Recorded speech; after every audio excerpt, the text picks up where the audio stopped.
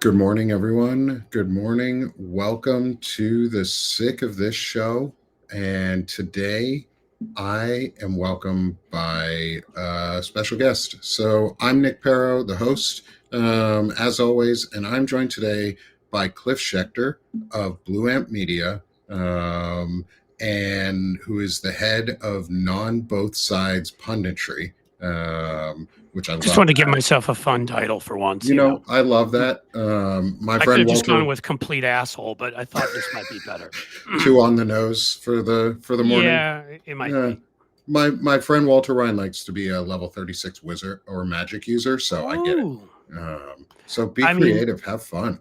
right? If honest with people, I somehow founded it, and I suppose I'm CEO, though I feel weird using that title because that seems like a you know, A I poison have to pill these days. Well, it seems like if I use that title, I have to then get divorced and have a second wedding in Venice and spend like $40 million and get fake breastplates and for myself and my And shoulder spouse plates, you have to and put in the shoulder shoulder plates pads, and like, man, like somehow like tighten your back up and all that. Yeah, and yeah, the and look chin at that thing. shit to your chin and get like those goggle glasses or whatever the fuck he was wearing, so I look like a James Bond villain, and so like I kind of run the show with a lot of help from a lot of smart people without whom it wouldn't go. How about that? But That's amazing. So, Cliff, it's so good to see you again. For good to see those who you. don't know, I was on with Cliff Schecter and David Schuster last week on Amped Up.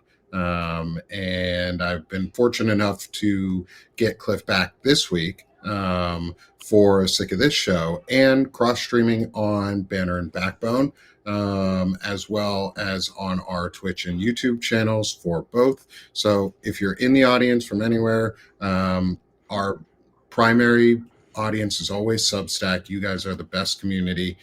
Share, hit that heart, and hit the subscribe in the top left, that one, for Yeah. Cliff, myself, so that you can join us and be a part of this. There's so much I want to talk to you about. Cool. And I'll just say quickly, if I could just say 2 seconds, if you are on Twitch or YouTube, Cliff's Edge is the thing there. We're slowly rebranding everything to Blue Amp Media, but it's that. So you can find me in those spots too. We love our YouTubers and our Twitchers, if that's a word. That's good. Yeah, I don't know what to call the Twitchers or the folks on Twitch. I think Twitcher is fine. That works. But I think I cut you off and you were about to say something nice about me, so I should learn to shut up when you're going to compliment me. I don't have to say things nice. No, you can actually insult me the whole time, and I'm good with that too. I mean, no, I've got better people to insult. I've been on Fox News, so. Well, thinking of Fox News hosts, there is definitely one I would like to talk about today, and that's our drunken Pete Kill Them All Hegseth, Secretary of Dumbassery, or wannabe. Backup weekend Fox News host for Fox and Friends, Drunk. Clearly he merited running one of the world's largest probably organizations and more important ones because of all of the responsibility they gave him at Fox. And even with that little amount of responsibility, he found a way to impregnate a producer who was not his wife, then his future third wife, while still with his second wife, which is maybe why his wife. She married? I think she was married too. He was married. Adultery, if he really believes in the Bible. Yeah, because something bad should happen to him. I won't say it because then I'll get arrested for threatening him or something. But if he believed in any of that Christian nationalist shit that he supposedly spouts and believed in what he would have happen to other people for committing that kind of an offense, it's also the kind of thing that people that don't really, as look kindly upon in the military.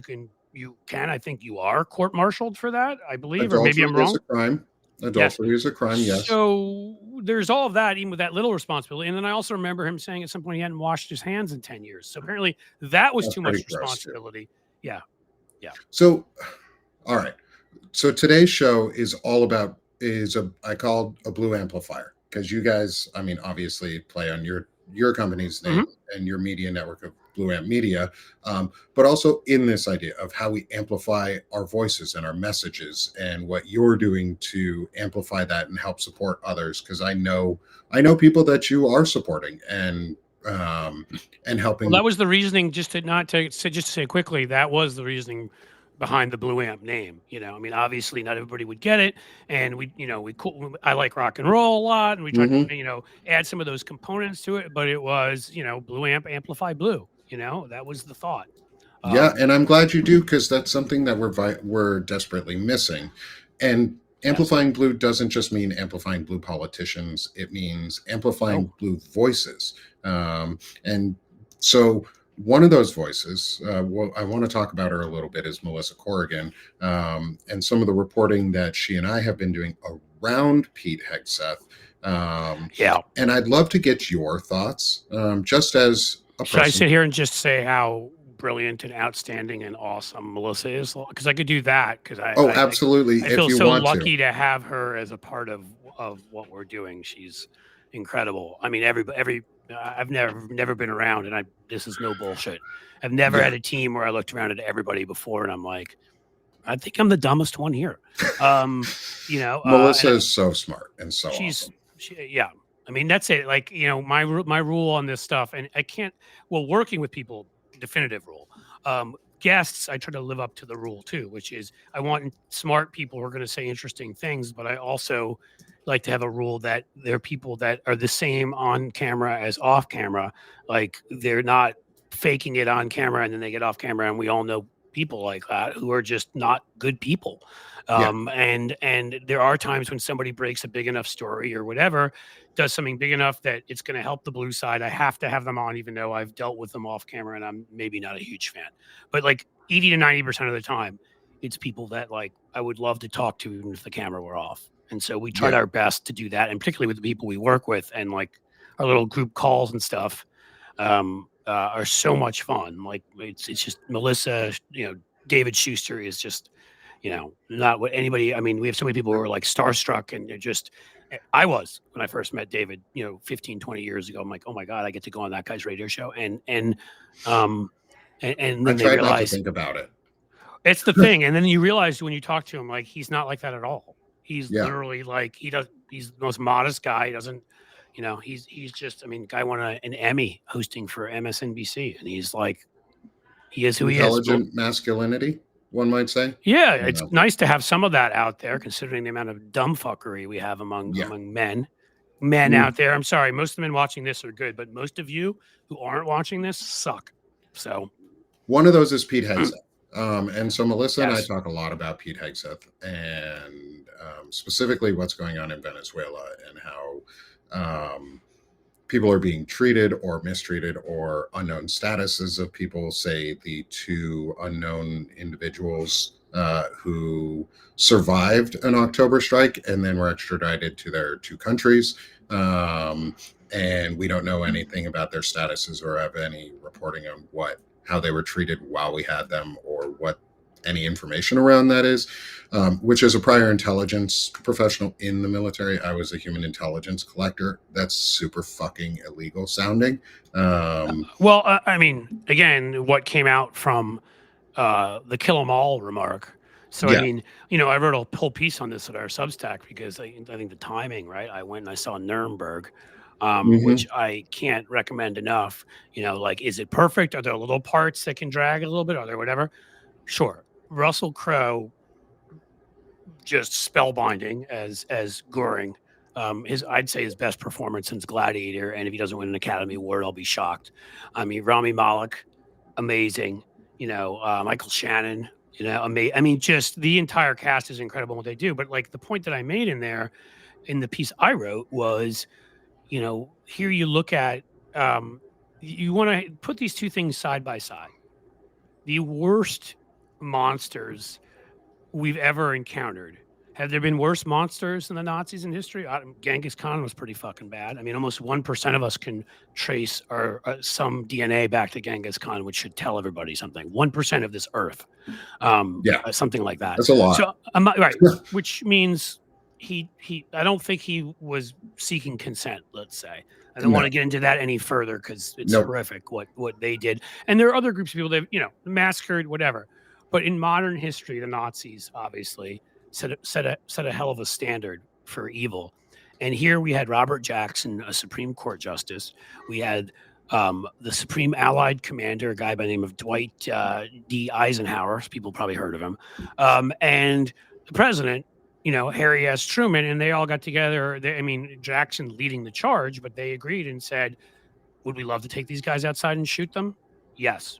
And Goring was the big name, but they had Rudolf Hess too. He was a big name. A number of other big leaders, various leaders of the Nazis, 22 like upper echelon Nazis they had there among many others. And they're like, no, we're going to do, it's sort of like at that moment where we had the Declaration of Independence or the Emancipation Proclamation. They're like, there's no international law around this. We're going to create it. We're going to say that even the worst monsters there are, that if we believe in due process, if we believe in this system of justice, then we should live by it. And it will tell the world what they did, lay it out there, and make it clear that this is not going to be acceptable going forward. So there's Robert Jackson doing that with the worst monsters you can imagine. And then there's Pete Hegseth, who yells, kill them all, because he can't be bothered to fucking go back and pick up 2 people after his first likely, almost definitively illegal strike. Yeah. All my knowledge of, there's no war declared.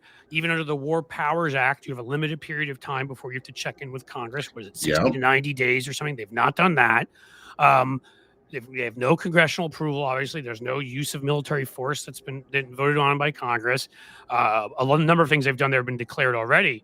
Various things, his using signal for certain things or whatever, declared to be illegal by the or just downright fucking stupid by courts. And so, but yet, so again, Robert Jackson tries Nazis. Pete Hegseth blows up fishermen, and I'm going to call them that because until he shows me an iota of fucking proof that these people are actually running drugs in the United States, why would I believe a word he says? These people lie all the time. And then I'll say the second part, which is, even if they are running drugs into the United States, we tried Nazis. We can try drug smugglers. Also, drug smuggling does not come with a penalty of death. No, that's not the penalty that we provide for drug smuggling. And so not. if they were, we are doing more than we should for punishment, which is a crime too. Like, over punishing is a crime. It is. Also, and when you have people stranded at sea and you don't go back and get them, that's a direct violation of the Geneva Conventions. It's right there. And one of the things, like, we talk a lot of, me, Melissa, all the folks at Shane Urich, others at Blue or Banner and Backbone, Lawrence Winterman, when he comes with us, Fred Pogue, the Center in America guys, we all talk about accountability. And like, there's a difference though in accountability between a leaked signal chat and murdering 81 plus people. Because if we are not at a time of war, what Pete Hegseth would be doing, or in an armed conflict of any sort, what Pete Hegseth would be doing is authorizing the military to commit murder. Plain and simple. Like, they're murdering civilians. And he's ordering people, obviously, and this is exactly the kinds of things that Mark Kelly and Elizabeth Slotkin and some of the others spoke about that of course got Trump so angry that he threatened their lives and threatened he's trying to court-martial Mark Kelly. I mean, again, like, it's almost like he looked at the group. And, not to say they're all not all incredibly impressive, but he's like, I want the one, I want the guy who is not only a veteran war hero, is not only do we have a pet or child situation? And or both. Both work for me. I like them both. I heard something there, and I was like, I remember those days of having my children come in the room and having and I still when I'm at home, the cats climb on me. So it's all. I've actually got 3 dogs laying all around me in my office. That's a different definition of heaven, actually. Oh yeah, I love it. I have a shadow who he lays next to me all the time, and then I've got my other 2 who are in here hiding with me, and they're like, oh, So 3 puddles of love on my floor. That's awesome. I mean, and that's why people, anybody out there who goes with you have to be a dog or a cat person. That's bullshit. I love them all furry Yes. animals. And, like if they wouldn't tear me apart, I'd have a raccoon, which are becoming more domesticated. Apparently. Raccoons are super cool. They are. I actually saw one at an Ace Hardware hanging on someone's shoulder like 2 days ago. Yeah, they're being domesticated. I think that within however many years that they're going to see some pets. They're domesticating themselves. Yes, I should have said that. Yes, they are. Right. So I think they're getting ready to be pets. They're like, hey, those dogs and cats seem to have it pretty good. That seems like a good gig. It's our time. Tired of digging around for garbage. Why don't I get like some good stuff? In any case, I just wanted to say we have numerous cats. I could have a bunch of them climbing on me, and it doesn't mean I love dogs too. It's just that was the direction we went. I'm highly allergic to cats, so I can't really have them. Fair enough. Which, that's the only downside. I had an asshole of a cat when I was growing up, but that's a different story. Yeah.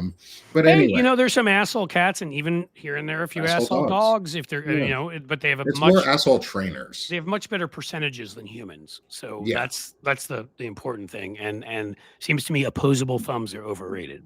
Is what I would say. I mean, dogs mooch off us pretty good. They don't have to get a job. No, they get free food, housing, cats same. But I don't think they'd bomb people on a boat in Venezuela. Because they're nicer, kinder. So I took us off track, and I apologize. I love it. I love tangents.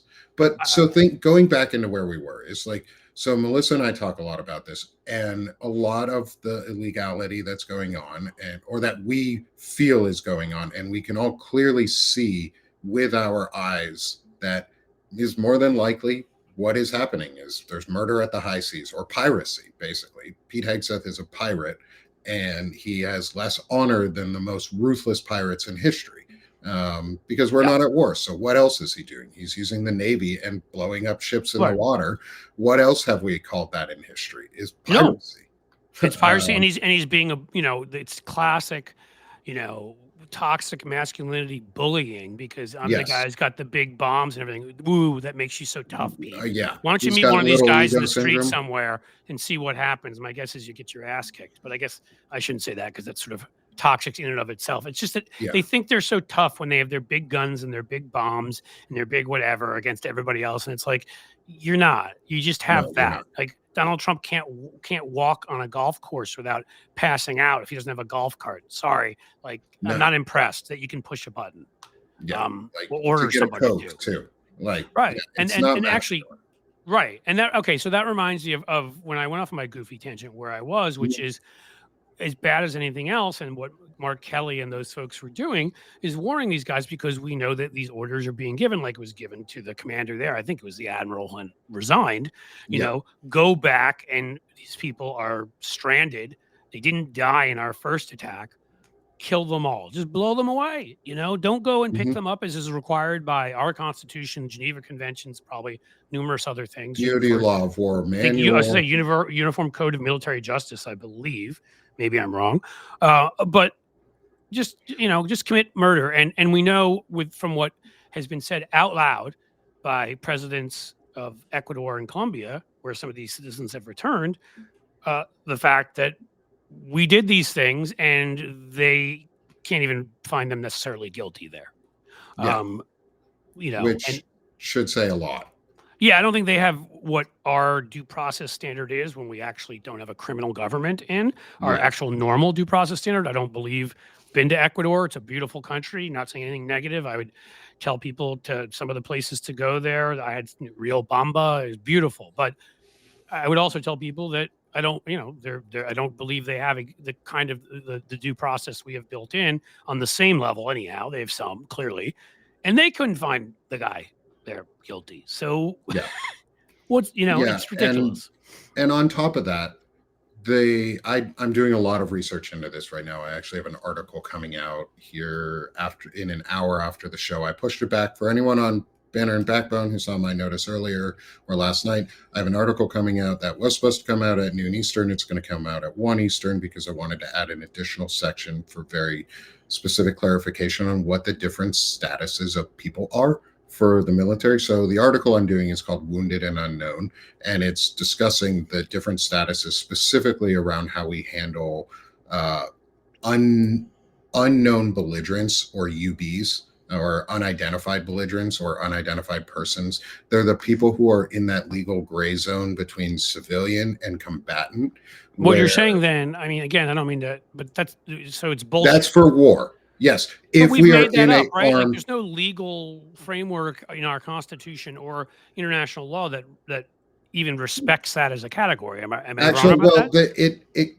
there There are? Okay. there are ways that it is, because it's in modern warfare, it's very hard to tell sometimes who Of course. a combatant is and who a civilian is.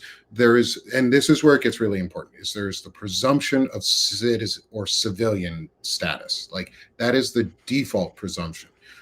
We have built into the military a form of due process at the commander level and decision-making level that allows the military to form a small decision-making of, is this person a combatant or are they a civilian, with the presumption of innocence as a civilian, just like we have in our laws. Right. Is you're presumed innocent until proven guilty. In war, guilt is pretty much you're going to get killed. Is you're a combatant, they're going to try and kill you. But there's a legal gray zone when people don't wear uniforms of a state and they don't wear identity. No, and I mean, yes, warfare has gotten a lot more, I mean, not because to say, we made it that way. We helped bring about the environment that made it so that warfare was more asymmetric and not straightforward. Well, whatever one's argument is on these issues, and I think there are varying arguments that can be acceptable. We did drop 2 atomic bombs, and there are a lot of civilians there who suffered, not only were vaporized, but others that suffered greatly for generations after that. And so I don't think the key thing is, record. I'm sorry? We don't have a good record. No, I think we have a better record than most. I think we set in place principles that were astounding for the period in time when we did, and then right away didn't follow a bunch of them. But the fact that we wrote them on paper, and even, I mean, again, like, I'm not letting anybody off on anything. I'm just saying that I think nuance and context are important in these conversations. And even at that period in time, saying that all white men, not just white men of means, could vote, was a radical enough thing that, if I'm correct, I think only the Greek Republic had done that previously, and it was only Greek citizens, and the only way you could be a Greek citizen was if you were born in Greece. You could never become a citizen if you ended up there outside. So, I mean, there was, and these were people that were wealthy and didn't need to take that risk, and so I do always give them credit, while also pointing out some of them owned slaves and some of them did horrible things, and we have to sort of reconcile all of that. I will just say that at least we put some principles into place that a lot of other countries base their constitutions on, based these things on. And, at times, at our highest moments, our best moments, not highest, because that's something different. And those moments can be fun too, by the way. And they're legal these days. Okay. They are in a lot of places. No, they are. If they're legal in Ohio, they got to be legal in most places, because we are backward ass. Yeah, some places are pretty backwards. Like Missouri has legal, whereas Arkansas is only medical. Now we know what's wrong with Tom Cotton, because if he got high once in a while, he actually could smile. I don't know. He's a prick. Yeah, well, yeah, he's a we don't need to get into him. We don't need to get into him. I'm just saying there were moments, right? Like, we've had the Palmer raids, which were 100 years ago, similar to now. We've had, we interned Japanese folks in camps. It was horrific, and not the types of camps the Nazis built. Let's be clear. There's a difference, but it doesn't matter. There's a difference between a death camp and a concentration camp. That's the same. Like, we interned and concentrated the Japanese. We did. Correct. And there's no defense of taking people out of their homes, taking their, without their possessions. Just like today, no defense of it. Right. So I don't want anybody getting it wrong. And I'm just trying to point out, again, nuance and context. It's different. It's not Auschwitz or Bergen-Belsen. Okay. It's a different. So, but I'm just saying, we failed along the way a lot of the time. But then there were moments like the Nuremberg trials, which never would have happened if we hadn't pushed for it. It was originally Robert Jackson had pushed for it, and then the British and the French agreed, and then the Russians, of course, under Stalin, felt kind of compelled to go along with it because, and that was an amazing moment in American history. George Washington, whatever his other foibles and there were, turning down a crown was an amazing moment in American history because we're never here. We don't have all this conversation going on if he accepted the crown. You can find plenty of others. There are moments we've lived up to it and plenty of moments we've failed. But the point is like we have this framework to do great things and treat people well. And we are failing on every level right now. Yes. Because we have horrible people who enjoy, I'd argue, failing on that level because they're just terrible human beings. And they're anti-constitutionalists. And correct. So in all of this, one of the things we aren't doing is we're not framing it in right-wing terms. We're not framing it in right-wing media space terms. If people in the audience, there's someone saying in the audience that even if no parties admit to being at war, the conflict exists and falls under the force of number of international treaties. That's not how that works. We actually, in the US, we have to declare a war of some sort for us to recognize it as a lawful war. After the war, I mean, and again, I'm asking you this more, I'm not more than telling, because I did believe it, like before I got pulled into domestic politics, my background actually was international affairs and some State departments and whatever. But my understanding is the War Powers Act, right? We have a certain, you still have to get a congressional declaration. Correct. And then I don't remember if it's 60, 90, however many days, and then you need to check in. I think it's 60. I think it's up to 60 days. You have to check in with with a hearing and congressional evidence and approval that these strikes were authorized, lawful. You have to prove the lawfulness because people are presumed civilian until otherwise. That's U.S. law. That is U.S. law. You are presumed innocent as a civilian. The military falls under U.S. law. They just added an extra layer in there that eases the burden from reasonable doubt in a U.S. civilian court to command and decision-making structure doubt of does it look, appear, act like there's a set of criteria that you have to meet to be categorized as a combatant. If you meet those, you can die in a war, but you have to be in a declared war. Correct. Right. So, or armed conflict that is lawfully authorized by the U.S. government to be protected by U.S. law. Pete Hegseth and this group have not done that, which is why we're talking about it this way. And though it's not a war or an armed conflict, we're just killing civilians because they have not proven to Congress otherwise. They have not proven to the American people otherwise. And the American people are the final arbiters on should we go to war of any sort. And if we say no loud enough, Congress then says no too. And that's our duty as civilians is to say no to shit like this because we're just murdering people at the high seas. So for the individual in the chat, thank you for your comment. I appreciate it. I believe you're wrong. I think I do not care if international law claims that there might be. U.S. law states you have to prove it before I will accept it. And I'm not international. I'm talking U.S. law right now only. Internationally, if they want to try him for war crimes and things like that based on international laws, great. Do it. Go do that. But right now, I care about the U.S. and the Constitution and stopping anti-constitutionalists. So we're not going to frame it in their words of we're in a war or armed conflict of any way. And these are not combatants or narco-terrorists. And the problem is everything sets precedent, and I don't mean to keep going back to Nuremberg, but that's why it was so important. No, it's a great one. They were trying to set a precedent for the future. And this, not only breaks that precedent, but the problem for me, and I will say this as somebody who was a fan overall and a lot of specifics of Barack Obama and his presidency, but I do have to be honest here. This is where it frustrated me at the time, and I think we're paying the price now of the not looking back aspect of it, Yeah. because what we did, pre George W. Bush, I don't think this kind of shit flies. But after you come up with memos to justify torture and like, oh, it's just slight waterboarding, just a little bit. They were thirsty, the kind of thing that we actually talk about the Japanese held them responsible for after World War II, because Oh they yeah. waterboarded our soldiers, and we called that what it was, a war crime. Um, Yeah.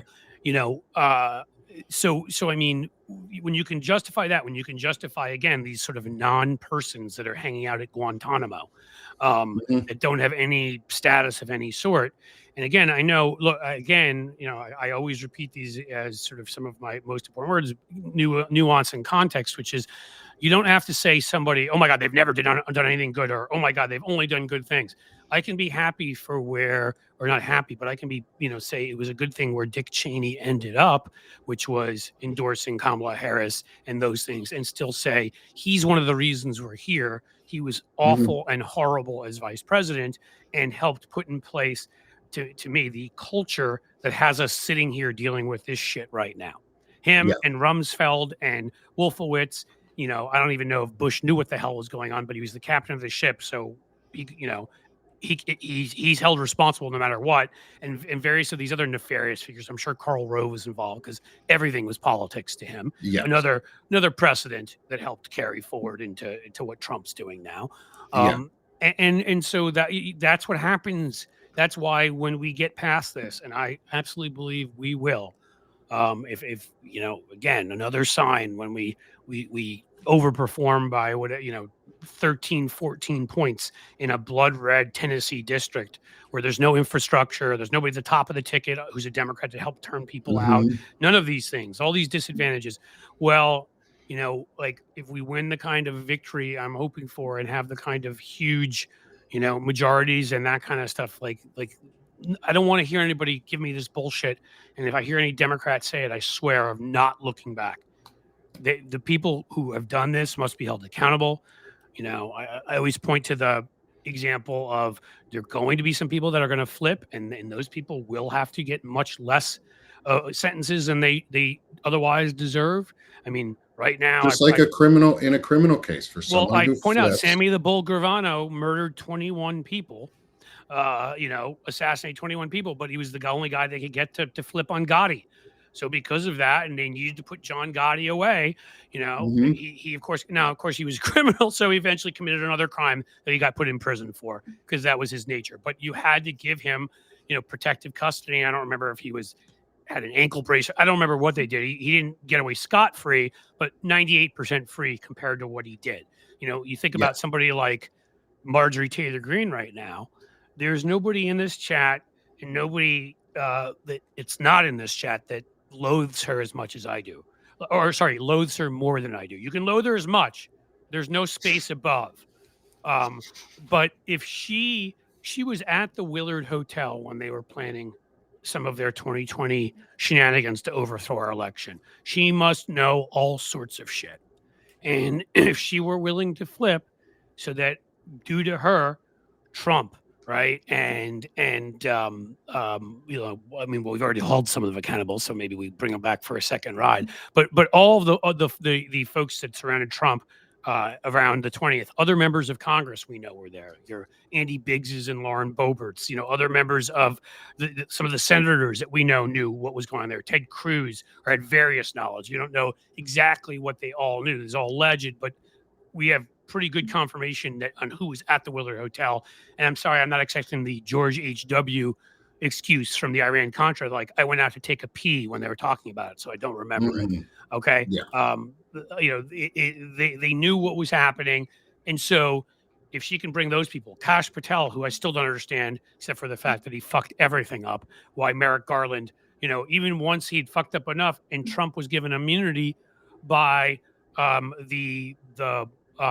Trump was given immunity by the Supreme Court. There's the speech and debate clause, that can protect some members of Congress. There still are things that can't protect them from, but there was no argument for Kash Patel Yeah. not being prosecuted. There was no Yeah. argument for Jeanette Thomas not being prosecuted. These were people that had no legal protection, or in no even argument for immunity. So, I mean, these are the things that Marjorie Taylor Greene or someone of her ilk, if they were willing to Could flip, reveal.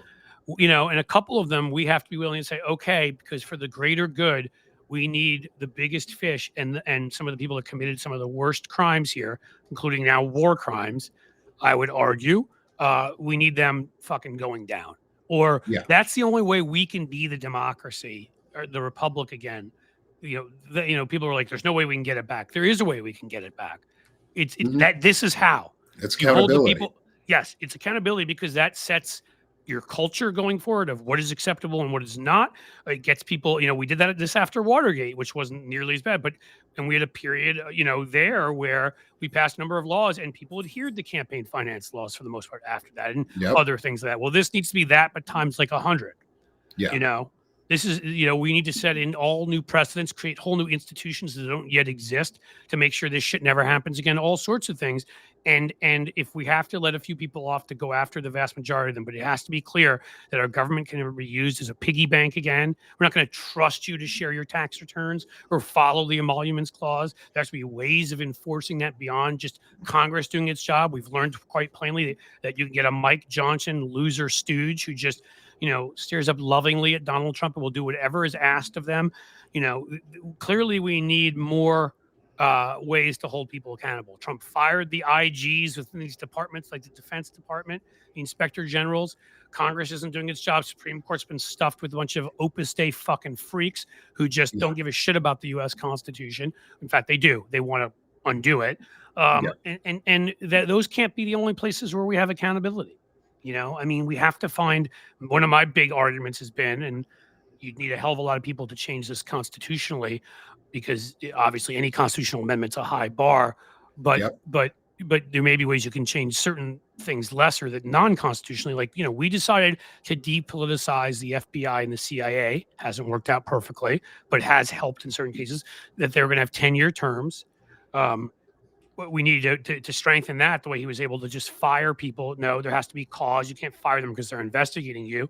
And to me, we need to add the attorney general to that, because attorney general, you can't have every other position. It's that you pick the defense secretary or the secretary of state, and it's like, that's my secretary of state who advises me on diplomacy. That's my secretary of defense. No, not fucking war, defense, that advises me on defense matters.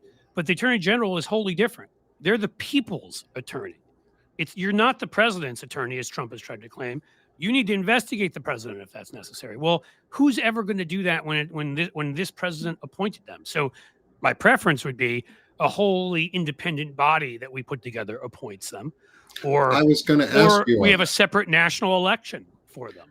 But that would take, So my friend Shane Urich has an idea on this, and he and I have talked about it before, is basically an inspector general branch of the government, which is independently elected by the people, not by Congress, not by the president, not by SCOTUS, but by the people, because I'm tired of these people getting elected and then electing people that are going to protect them and not public interest. So the public should be able to speak, but also using some of the modern tools that we have, like AI, to be able to search for biases and political influence or religious influence in law and legal text, and just give like a score on it. Just saying, hey, I this agree, has but this bias level, and if it goes above this, we need to revisit it. I agree with you. I'm still scared though that AI is going to become Skynet. That's my prediction. But this is all under a human's decision. No, I know. I'm just having. No, I know. We're so serious. Jesus.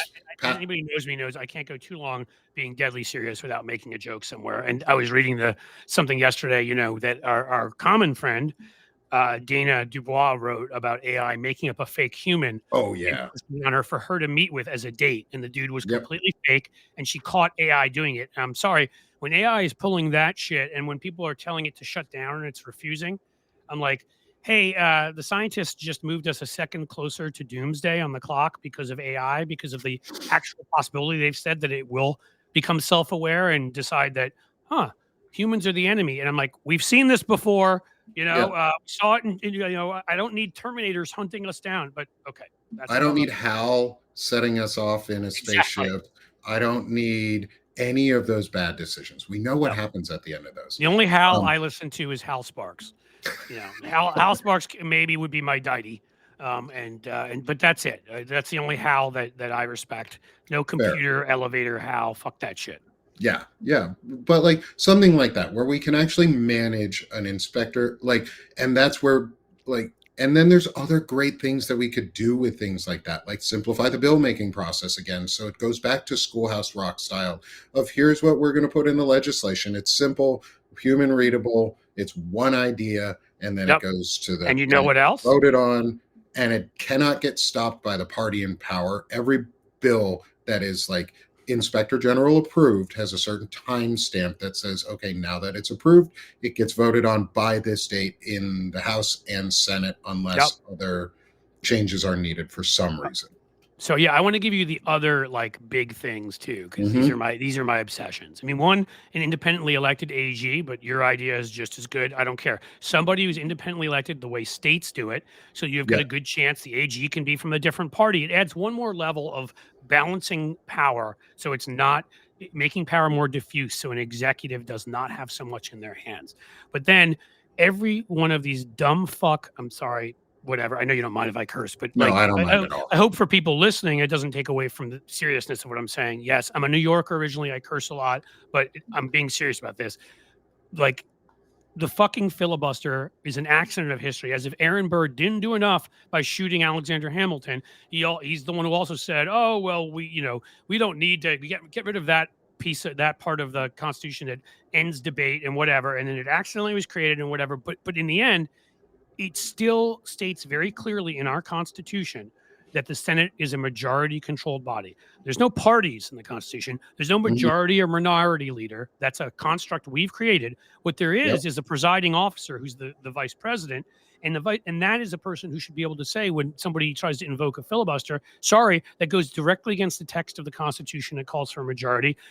It's illegal. It's gone.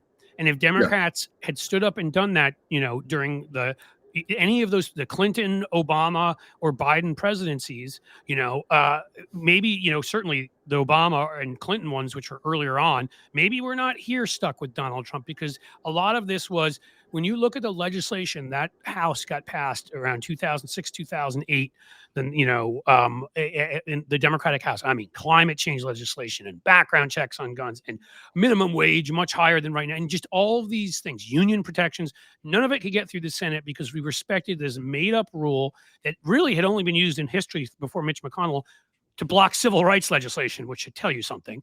And Yeah. then McConnell turned it into a regular requirement. People forget, the worst Supreme, it's hard to say who the worst one is. Maybe Alito tied with Thomas, but Clarence Thomas got on that court with 52 votes. You know why? Because we didn't require there was no filibuster back then in the late 80s where everything required 60 votes.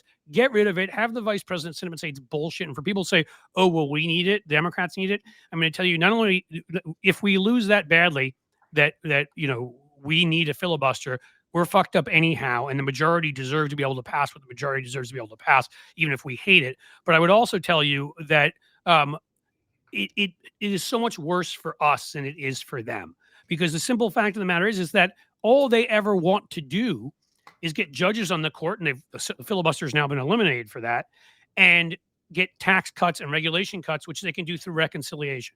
So Yeah. they don't need. So it just blocks all the shit we want to pass. Right. So, I mean, it's politically the smart thing to do, but also constitutionally. Another one I'll throw out quickly is the debt ceiling.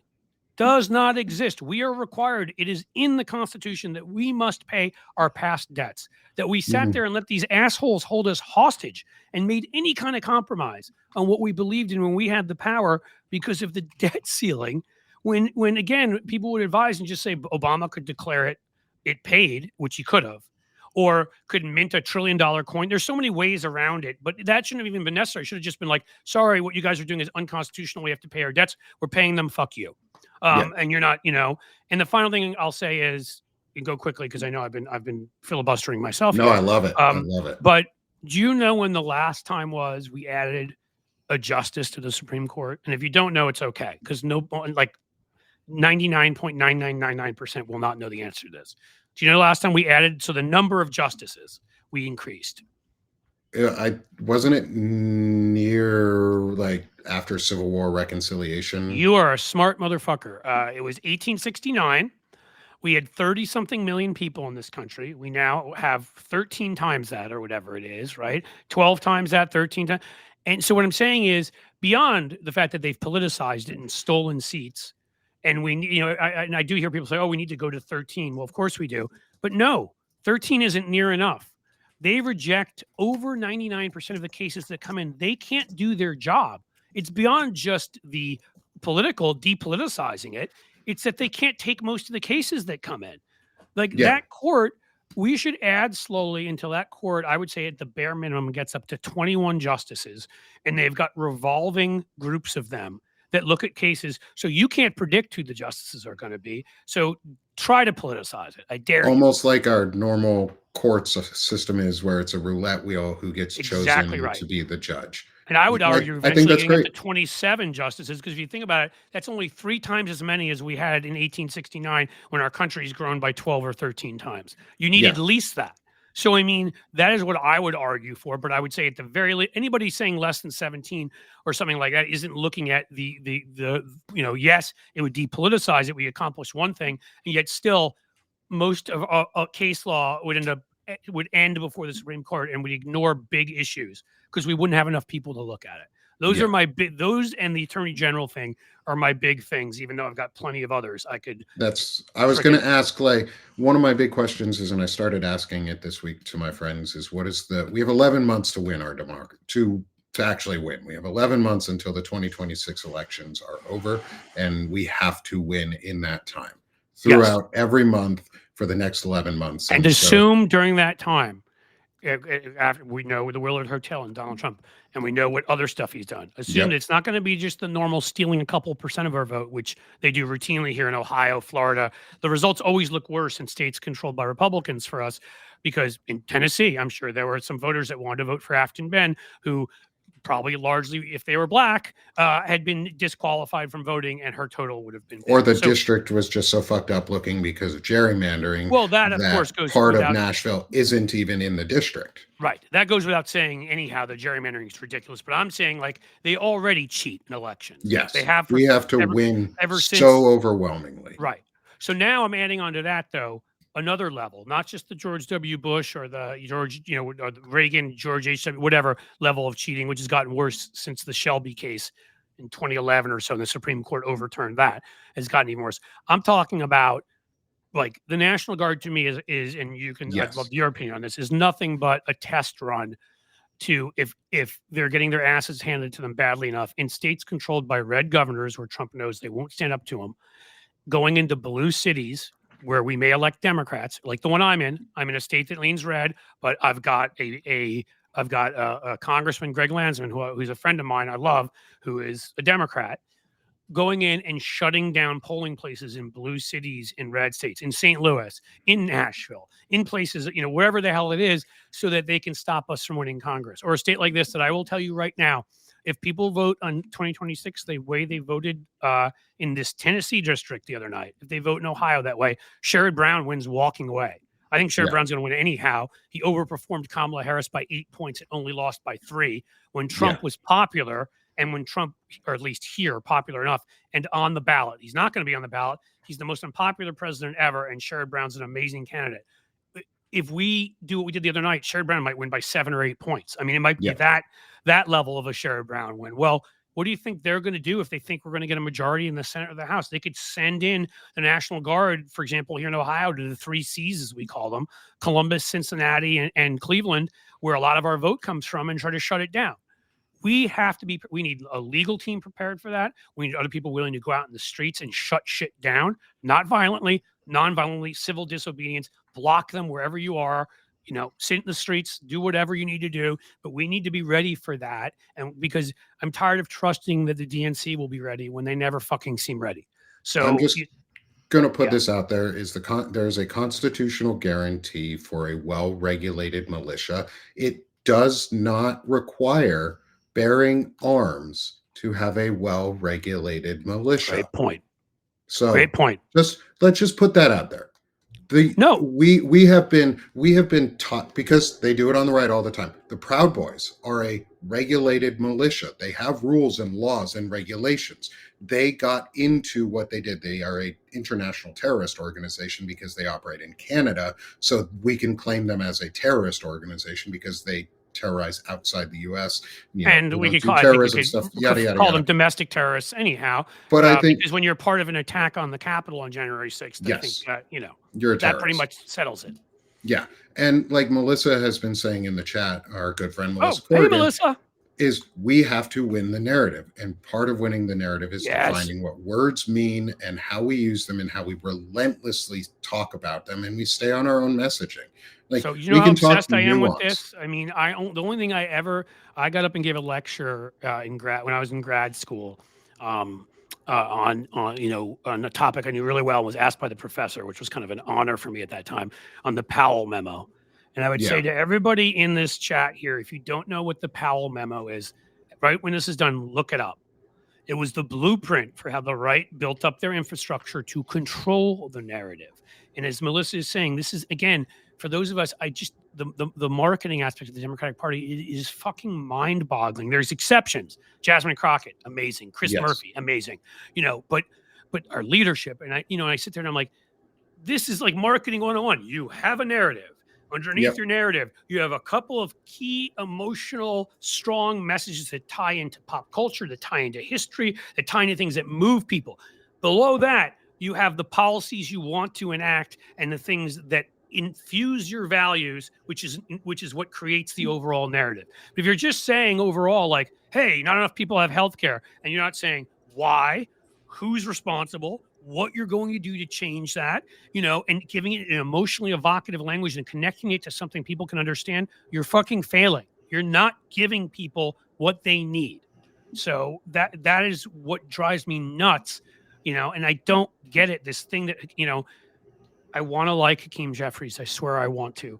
But this thing that he just put out, well, I gave up on Chuck Schumer a while ago, and I'm 90% there with Hakeem Jeffries. He does something decent here and there and wins me back, and then loses me right again. This message the other day, strong floor, no ceiling. Did you see this shit? No, I didn't watch. If you saw, no, I didn't watch anything either. I read it. I didn't read it. This was his new message. I'm like, are we building a fucking house? Like, is this a message for how to stop the bed bugs in Mar-a-Lago? I don't know what this is, but it's not a message that resonates in any way and explains any goddamn thing to anybody who wants to vote for Democrats. Like, what the fuck? Yeah, like I want to put this one out there because we're right at the top of the hour, and I want to respect your time today too, in all of this. But I want to get your thoughts on this. If you need a few more minutes, I'm good for at least 5 or 10. I mean, I have to go. So, but if you need to go, kick me off. No, I don't need to go. I really want your opinion on this one because I talked about it with some folks in our Banner and Backbone Weekly show.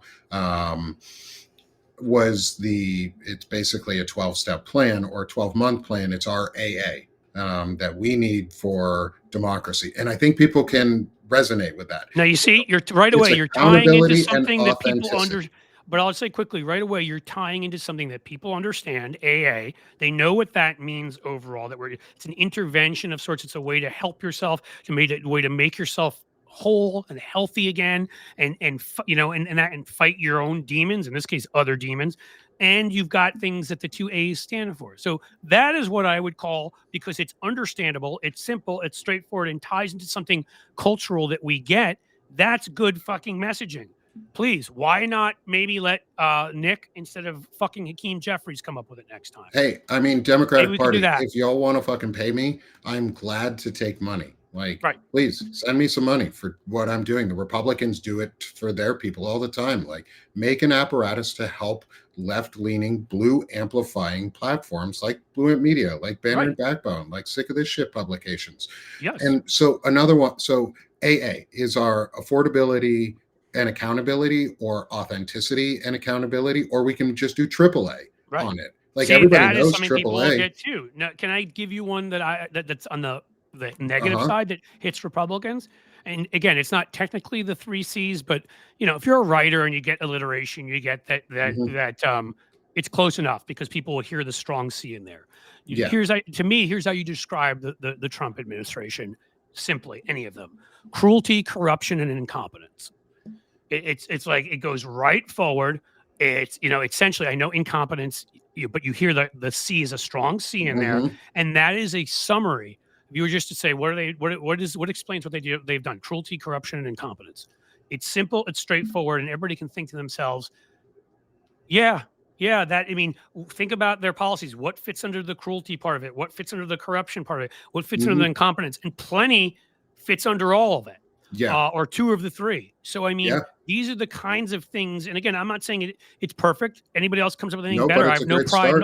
I have no pride in authorship. I don't care. But let's come up with something memorable that has nothing to do with a fucking floor and no ceiling. All right. Yeah. Or even let's start, instead of calling them conservatives, I call them regressives. I like that. That's what they are. They regress. They want to regress our population, and I want to progress our population, which is why I'm a progressive. Well, and that's the best way to do it is if you put them the alternative side by side. Of conservative. Right, we're progressives, they're regressives. It works really well. And I see somebody in the chat here, Hope Crescione. I hope I'm getting that right. I've thought about that, which you said criminal as the third C. I thought of that one too, or I thought of even doing like a 4. But you could you could just say cruelty, corruption, and criminality, or something like that. Well, that would be cool, because then C4. Cruelty, corruption, criminality, and incompetence. C4. Yeah. See? Dude, you're on this shit. I love words. So, I'm a trained interrogator. I went to school for music theory and composition. So I have a degree in that, and I love creativity. I write poetry. I like describing things. That's my thing. I like connecting people, and I like being able to use the right words when they mean things and how they mean things. So that's how I am. We're going to have to geek out at some point, because I'm the one who sits there, and if the word isn't perfect for the metaphor or whatever I'm saying in my piece, that was what my grad degree is, and was international affairs, but writing and communications. I thought I was going to be an international journalist. And all I do is, whenever I sit around and I've got ideas and need to do something, I sit and I write songs, or I write poems, or I love all of that. So we'll have to geek out on that stuff, because it's absolutely. Writing is my words are kind of an obsession. So awesome. I'll send you over. I'll link some of the poetry that I've written that might be related to some of this messaging in here in our post show notes. And I'd love to have some more conversations with you around things like this. And one of the things I know you know Lawrence Winterman really well is when we founded Banner and Backbone together. Lawrence kicks my ass into making sure that I get done what I need to get done, because Lawrence is the COO of Blue Amp Media, and honestly, we wouldn't be what we are. Yeah. Again, I'm not just saying to say it. We wouldn't be what we are without him, because I may have some good words, and I may be okay on camera, but I am ADD, and I can't keep my sock drawer organized, much less everything we've got going on. So it's And so one of the things Lawrence and I came up with early, though, in Banner and Backbone, was our acronym RISE. And I want to see what your thoughts are on it. It originally is Restore Integrity, Service, and Ethics. But I think it needs to be maybe something more powerful than restore, because restoring means going back to. Right. And maybe reinvigorate, revitalize, reignite. So can I say one thing quickly? I have to say one thing quickly, because just to hope again, I appreciate what you're saying there. And you don't know the shit that I would take, because part of my wife's family is Sicilian.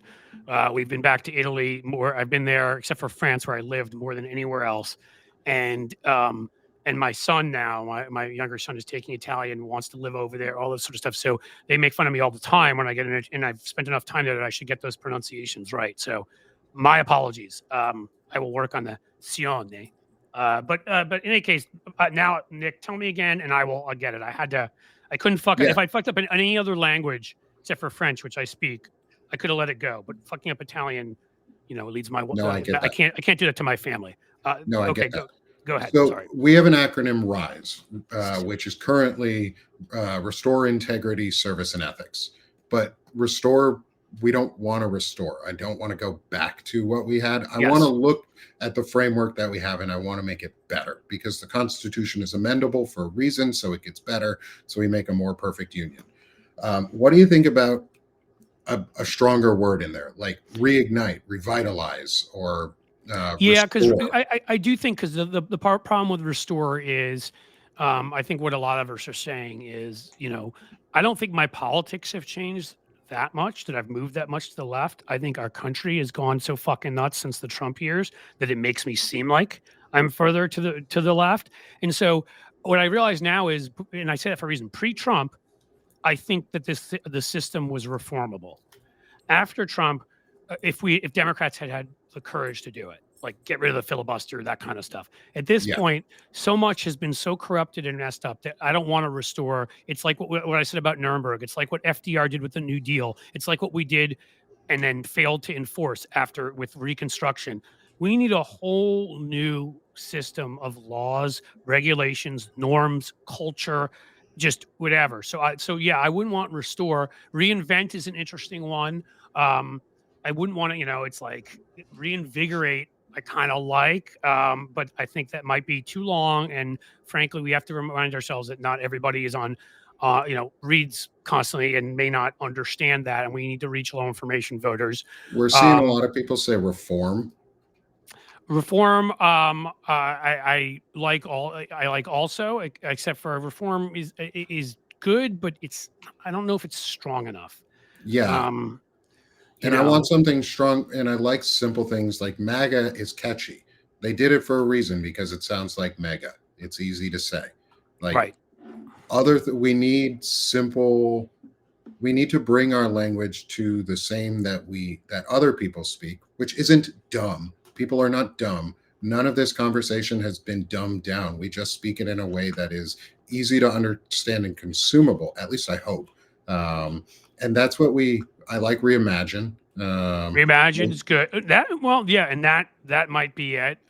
That might be it. Lawrence is good with words. So I was going to say uh, ratify, but that is too many people would not understand what that. Again, like I'm not talking about folks here, and I'm not talking disrespectfully about anybody. I'm just saying that we have to reach people where they are, and not everybody who's had to work 14 jobs just to get by under a ridiculously shitty system has had the time to get the education they would like to get. Reimagine's a good one. I'll But keep I don't working know. on it. I But will that one, too. I mean, I think there's, I think Reimagine's good. What was the one I said before? Was it Revitalize or something of that yeah, nature? there's been a reaffirm, but I think that's like, why do I want to reaffirm something that's broken? Like Right. the system is broken. The system is broken that we have, and we need to fix it. I think reimagine, at How least about right just now, how about we just go with Rage? I'm just kidding. rage. I'm not being serious.